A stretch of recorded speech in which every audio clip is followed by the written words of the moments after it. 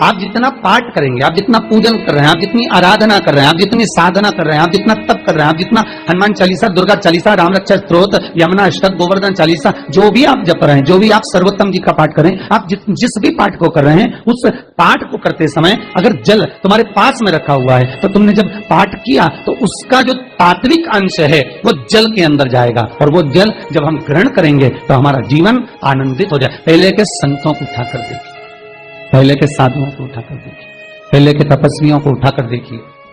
साधु सन्यासी तपस्वी जहां पर तप करते थे, उनके पास में कमंडल में जल रखा रहता, उनके कमंडल में जल होता था। उन्होंने कमंडल में से जल लिया, श्राप दे दिया, उन्होंने कमंडल में से जल लिया, आशीर्वाद दे दिया। तो कई शास्त्र, कई विद्वान कहते हैं कि उस सन्यासी का तप बल इतना प्रबल था कि उसके मुख से जो निकलता था वो हो जाता था। ध्यान देना, सन्यासी के तप बल से भी प्रबल था उसके कमंडल का जल, जिसको वो पठन करता था, तप करता था, साधना करता था, भजन करता था, कीर्तन करता था, तो जो जल उसके पास में रखा रहता था उसमें इतना पावर आ जाता था कि बस उसको छोड़ते ही वो श्राप लग जाता है।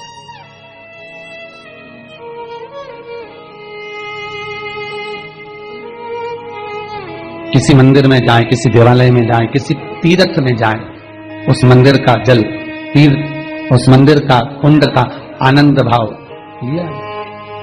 भाई, भारत की भूमि पर जितने मंदिर हैं, भारत की भूमि पर जितने तीर्थ हैं, सारी नदियां, कुंड, तालाब, छोटे छोटे सरोवर, बावड़ियां, ये सब मंदिर के पास में ही क्यों बनवाए गए?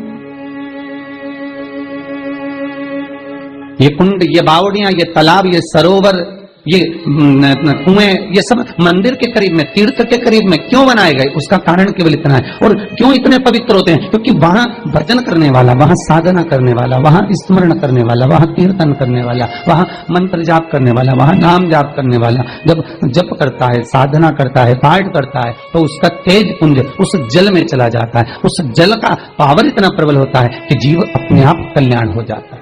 मात्र स्नान से, मात्र पूजन से, मात्र तर्पण से, मात्र आचमन से।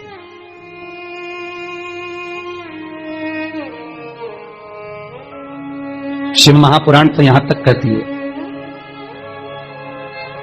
कि आप शंकर भगवान को जल चढ़ाएं, थोड़ा सा जल पात्र में रख लें। जहां पूजन कर रहे हैं, जब थाली से पूजन, पहले सबसे पहले तो जल ही चढ़ाओगे ना, जल चढ़ाने के बाद पात्र को रख लें, थोड़ा सा पानी उसमें बचा लें, 2, 4 बूंद, 8 बूंद, 15 बूंद, 20 बूंद, 1 किलो, थोड़ा सा। भगवान शिव की आराधना करी आपने, दिया बत्ती करा, पूजन करा, आराधना करी, मंत्र जाप करा, घंटी का नाद करा, और भी लोग आए, उन्होंने भी भगवान का नाम लिया। जब घर की ओर प्रवेश करें, पूजन की थाली जब लेकर चलें, तो जो कलश में जल हो उसका आचमन कर लें या अपने ऊपर छीट लें, उससे सुख का अनुभव होता है।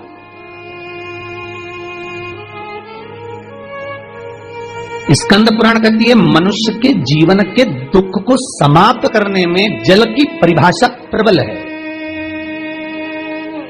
शिव महापुराण के कुमार खंड में श्री वेदव्यास जी लिखते हैं, वेदव्यास जी वर्णन करते हैं कि जिसके घर में भगवान गणेश की नृत्य की मूर्ति लगी रहती है, उस घर में जितने भी परिवार के लोग रहते हैं वो कहीं ना कहीं 24 घंटे काम में लगे रहते हैं, पर उनको शांति रत्ती भर की नहीं मिलती है। यहां तक का व्याख्यान शिव महापुराण करती है। महाराज, लोगों को शोक चला, गणेश जी ढोल बजा रहे हैं, वो मूर्ति का फोटो घर में लगा दिया, घर में मूर्ति का फोटो लगा दिया कि गणेश जी ढोल बजा रहे हैं, गणेश जी नाच रहे हैं, वो मूर्ति का फोटो तुरंत घर में लगा दिया।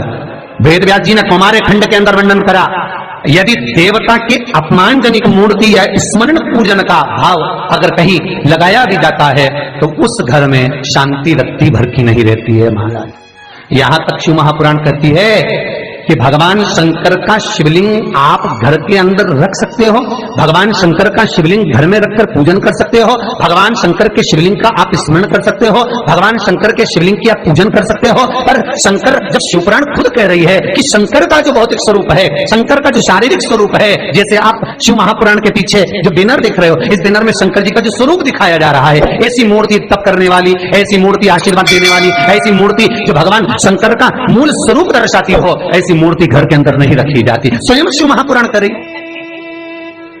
फिर वो मूर्ति छोटी हो चाहे बड़ी हो, फिर वो मूर्ति कितनी भी बड़ी आकृति की हो।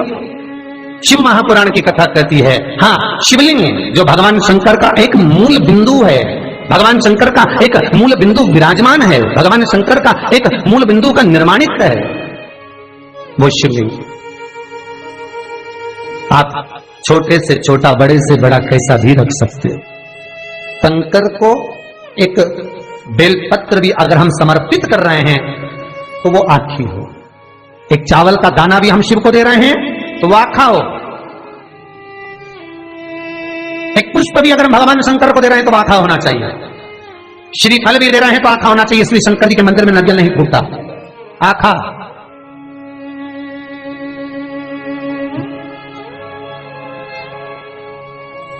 समर्पण भी हो तो पूर्ण हो, आखा, आधा नहीं।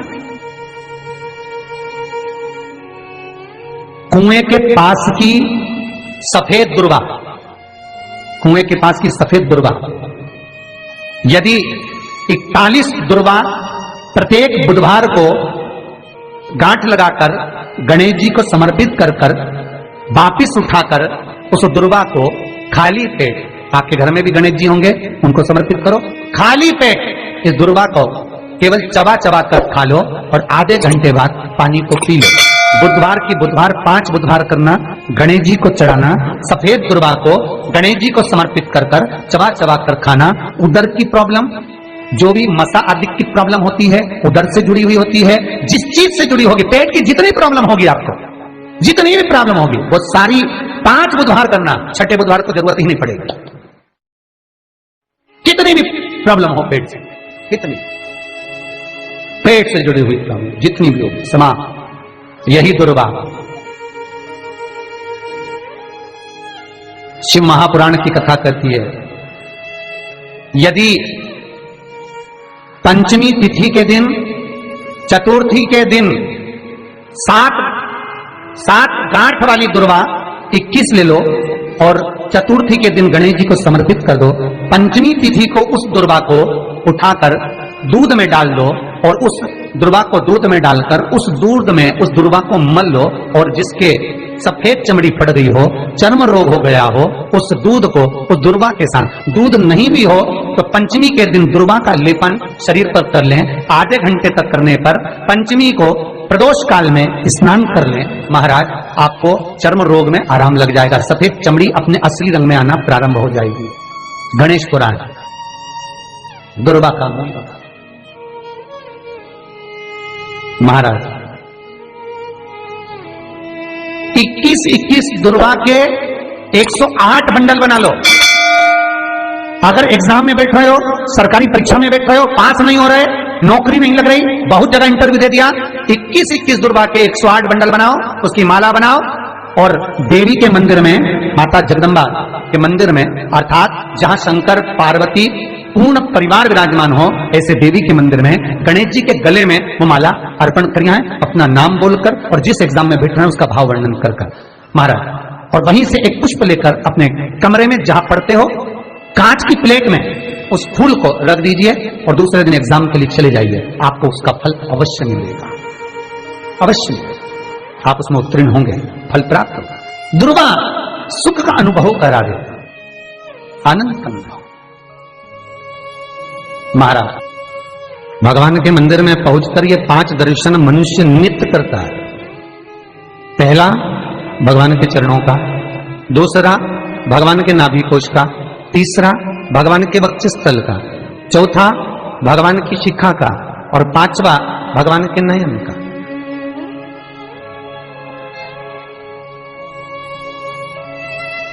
सबसे पहला दर्शन जब हम भगवान के मंदिर में पहुंचकर जाकर करें तो वो भगवान के चरण होना चाहिए, परमात्मा के चरण। भगवान शंकर की जो 5 पुत्रियां हैं, जया, विषहरा, सामरीवारी, दोतली और देव, भगवान शिव की जो 5 बेटियां हैं, रात्रि को सोने से पहले हाथ की अंजलि में जल लेकर जया, विषहरा, सामरीवारी, दोतली और देव, इन 5 कन्याओं का नाम लेकर आचमन कर कर जो रात्रि में विश्राम करते हैं, उनको रात भर नींद चकाचक आती है, तो उनको कोई चिंता न करने की जरूरत नहीं पड़ती, मस्त आनंद में सोते, गोली खाने की भी जरूरत नहीं पड़ती, गोली नहीं खाती। अरे भैया, गरुड़ पुराण में एक लाइन आती है, बड़ी सुंदर है। गरुड़ पुराण का तीसरा अंश, उसमें यहां तक लिखा है, किसी डॉक्टर को जाकर आप दिखा रहे हो, वो इंजेक्शन लिख रहा है या इंजेक्शन लगा रहा है, उसमें भी आपका कर्म का भाग है, उसमें भी कर्म का भाग है। पूरा शहर छोड़कर इंदौर दिखाने जा रहे हो, पूरा शहर छोड़कर भोपाल, दिल्ली, मुंबई, अपना गांव, अपना नगर छोड़कर वहां के डॉक्टर के पास जा रहे हो, उस हॉस्पिटल में जा रहे हो। क्यों? पुराना है, चुकाना है, वहां तक लेकर जाएंगे, तुमको चुकाना पड़ेगा। मां जगजननी जगदंबा पार्वती करे, ये पूर्व निश्चित है, पूर्व निश्चित।